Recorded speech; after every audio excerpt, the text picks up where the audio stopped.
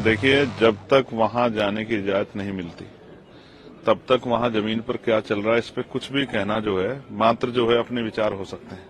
वहां के लोगों की हालत कैसी है, वहां रोटी पानी की व्यवस्था कैसी है, वहां जो है बिजली की व्यवस्था कैसी है, कितने लोग घायल हैं, कितने लोगों की जान गई है, कितने लोग जो हैं कस्टडी में हैं, कितने निर्दोष हैं, कितने दोषी है, क्या पुलिस कार्रवाई कर रही है, इसके ऊपर कोई भी टिप्पणी करना तब तक सही नहीं है जब तक वहां जाने की इजाजत नहीं मिलती, क्योंकि हम वहां जाके ही बता सकते हैं। अभी हम पे क्या है, पुलिस की बाइट है, एडमिनिस्ट्रेशन की बाइट है, इसके अलावा क्या है, आम जनता क्या, मीडिया से तो जनता बात नहीं कर रही। मैंने बहुत सारे इंटरव्यूज देखे हैं, कोशिश की है जानने की, इंटरनेट वहां का अभी प्रॉपर काम नहीं कर रहा, तो हम लोगों से उस तरह कनेक्ट नहीं हो पा रहे, इसलिए बार बार हम लोग जाने की मांग कर रहे हैं। लेकिन वो कहते हैं कि लॉ एंड ऑर्डर डिस्टर्ब हो जाएगा, तो हम जिम्मेदार होने के नाते ये भी नहीं चाहते कि लॉ एंड ऑर्डर डिस्टर्ब हो जाए, लेकिन प्रायोरिटी ये है कि शांति बहाल हो।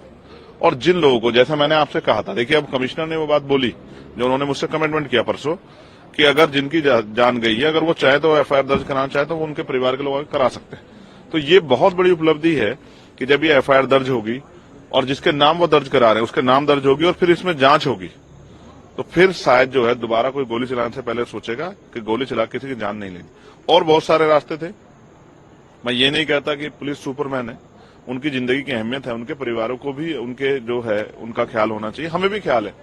लेकिन जिस तरह से सरकारी मशीनरी पे जब निजीकरण बढ़ रहा है तो क्या आरोप लगता है कि सरकारी काम बड़े धीरे से होता है, इसलिए हमें निजीकरण करना है, प्राइवेट सेक्टर की तरफ बढ़ना है। लेकिन यहां क्या हुआ, 19 तारीख को पिटीशन दायर हुई, सिंगल पार्टी जो है ऑर्डर हो गया और उसके बाद शाम में सर्वे टीम गठित होगी और सर्वे के लिए भी निकल गई टीम। तो इतना तेजी से काम बिना किसी पहले से पूर्व निर्धारित साजिश के अलावा नहीं हो सकता, इसलिए हमें सब लोगों पर शक है।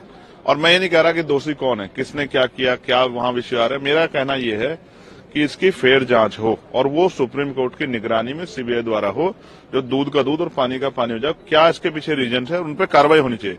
मैं चाहता हूं दोबारा ऐसी हिंसा ना हो, क्योंकि हिंसा जब होगी तो बुनियादी मुद्दों से ध्यान हट जाएगा। जो लूट हुई है उत्तर प्रदेश में उस पर चर्चा होनी चाहिए थी, लेकिन क्योंकि अब प्रायोरिटी लोगों की जान है तो हम संभल पे चर्चा चाहते हैं।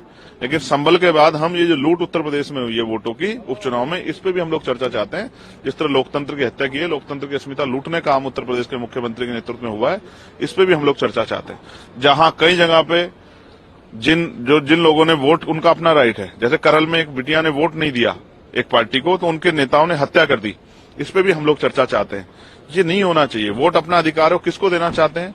लेकिन मैं भाजपा को कहना चाहता हूं, वो तो खूब कह रहे हैं कि हमें जो है कुंदरकी में मुस्लिम समाज के लोगों ने वोट दिया है, तो उन मुस्लिम समाज में भाजपा क्या कर रही है, उनकी हत्या भाजपा क्या कर रही है, उनके नेता क्या कर रहे हैं। और फिर मैं आपको कहूंगा, धर्म व्यक्तिगत अधिकार है, लेकिन धर्म से ज्यादा बुनियादी मुद्दों पे जो लड़ाई है जिससे जनता का हित सुनिश्चित हो, उस पर भी काम करना चाहिए। बात वोट पर कर रहे हैं, मल्लिकार्जुन खड़गे ने साफ तौर पर कहा है कि SC, ST, OBC जिन्होंने वोट दिया उनके साथ अन्याय हुआ, क्योंकि EVM जो है सही तरीके से बिल्कुल नहीं काम किया और बैलेट पेपर से मांग कर रहे हैं। मैं उनकी बात का समर्थन करता हूँ, आप क्या मानते हैं? मैं उनकी बात का समर्थन करता हूँ और हम बहुत दिनों से इस आंदोलन को नीचे लेवल पे चला रहे हैं।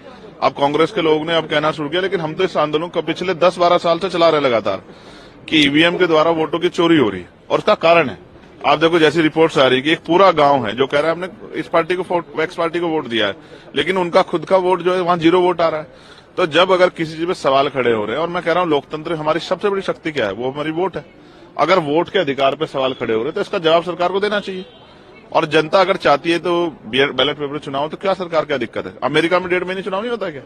जब हम रिजल्ट, जैसे फर्स्ट फेज का चुनाव हुआ वो 19 तारीख में था और रिजल्ट कब आया पार्लियामेंट का, 4 जून को, लगभग 1-1.25 महीने का डिफरेंस था। जब जनता फर्स्ट फेज वाले 1.25 महीने इंतजार कर सकते हैं तो 2 दिन और काउंटिंग में इंतजार हो जाए, क्या फर्क पड़ रहा है। लेकिन वोट पे जो सवाल खड़े हो रहे हैं वोट की चोरी की, ये तो इससे तो बचेंगे हम लोग। तो अभी तो जिस तरह की डकैती हो रही है वोट के साथ, मैं नहीं समझता कि